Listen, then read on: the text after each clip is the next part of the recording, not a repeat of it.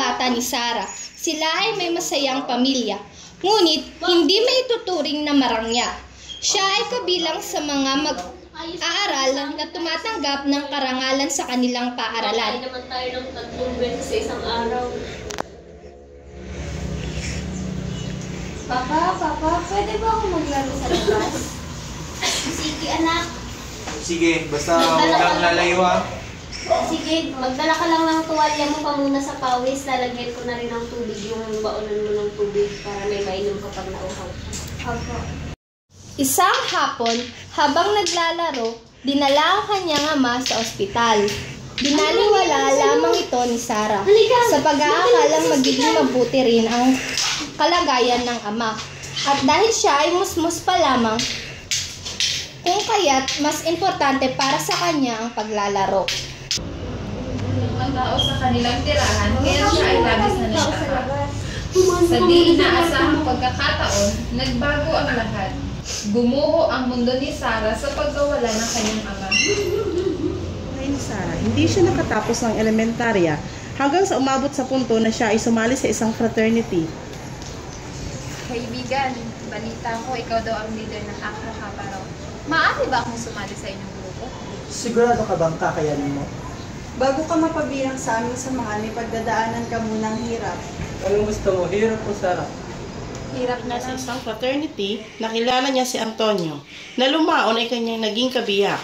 Si Sarah ay namamasukan sa kanyang tiyahin bilang serbidora sa pag-aari nitong bar. Miss, ikuha mo ako ng napakalamig na beer. Ilan po, sir? Ano po yung gusto niyong pulutan? Sarah, bilisan mo ang pagkilos mo. Hindi pwede rito ang babagal-bagal. Oo, tiya! Sarah pa lang ang kanyang pangalan. Napakaganda. Napakadalisay. Hindi nagtagal ay nahulog ang loob ng dalawa sa isa't isa hanggang sa napagpasyahan na nilang magsama. At ang pagsasamang iyon ay nagbunga ng isang supling na lalaki at pinangalanan nila itong Aljay. Ipinapangako ko na magsusumikap ako para maibigay ko ang lahat ng pangangailangan ninyo. Tony, hindi ako naghahangad ng magandang buhay. Sapat na sa akin ang makakain tayo sa araw-araw at masaya tayo.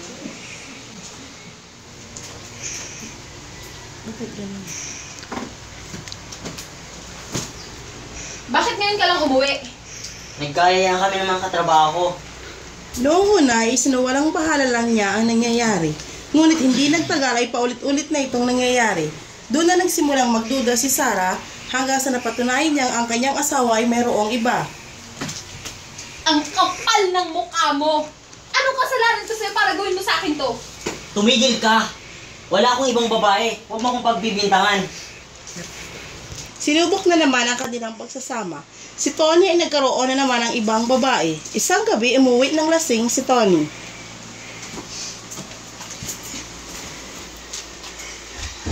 Saan ka galing? Naisipan ni Sarah na kunin ang cellphone ng asawa at di makapaniwala sa lahat na kanyang nabasa. Ano yun? Ang kapal ng mukha mo! Anong naging kasalanan ko para paulit-ulit mong gawin sa akin to? Tumigil ka! Hindi mo alam kung bakit ako nagkakaganito. Ang gamit ko. Huwag pakialaman. Bakit? Sino ba ako? Di ba asawa mo lang naman ako? Bakit hindi ko kailangan pakialaman lahat ng gamit mo? Tumigil ka na. Hindi mo alam kung bakit ako nagkakaganito. Marami kang pagkukulang. Pagkukulang? Naririnig mo ba ang sarili mo?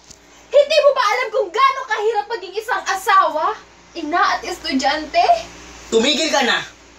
Mas mabuti pang maghiwalay na lang tayo. Wala tong magandang kahantungan.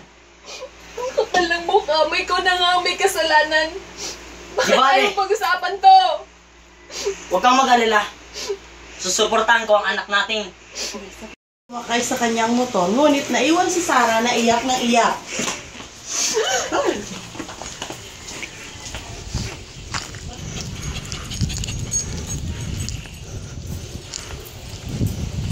Nilang problema hanggang sa napagdesisyonan nilang dalawa na mag-aral ulit si Sarah. Si Sarah ay nag-take ng exam sa ALS at sa awa ng Diyos, siya ay nakapasa. Kaya't patuloy ang kanyang pag-aaral sa kolehiyo.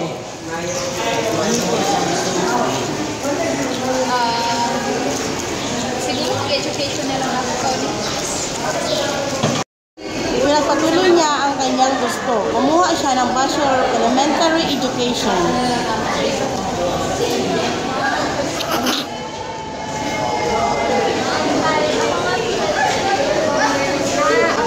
Ako nga pala si Sarah. Si Sarah, education din po ba yun?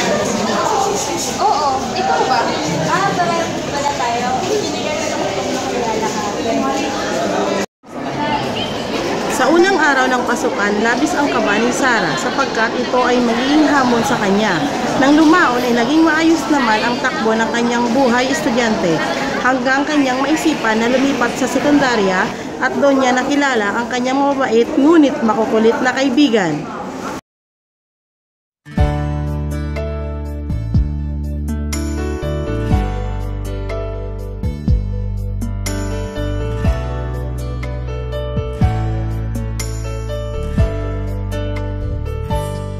Akala ko'y di pa handang muling dumibok ang damdamin, ngunit bigla kang dumating sa buhay ko.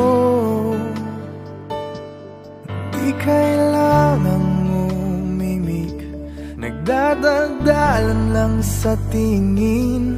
Saan ka ba nanggaling? Bakit ngayon lang?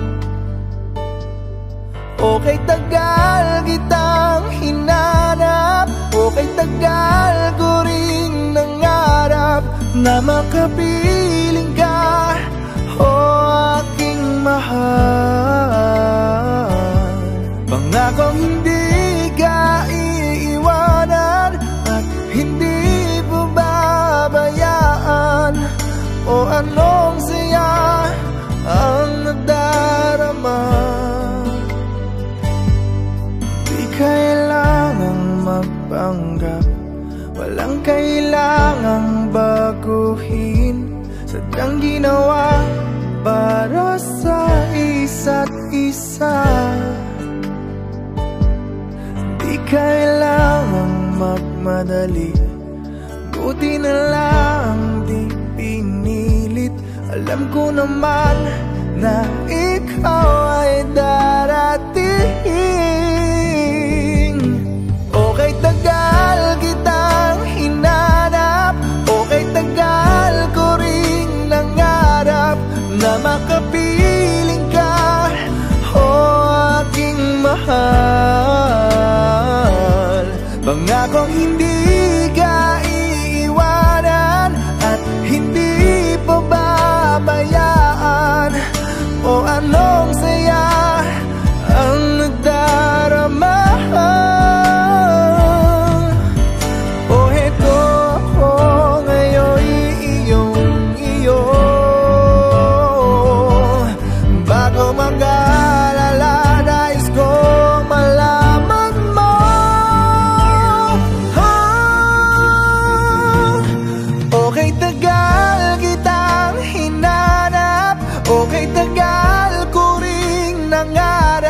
Na makapiling ka, o aking mahal.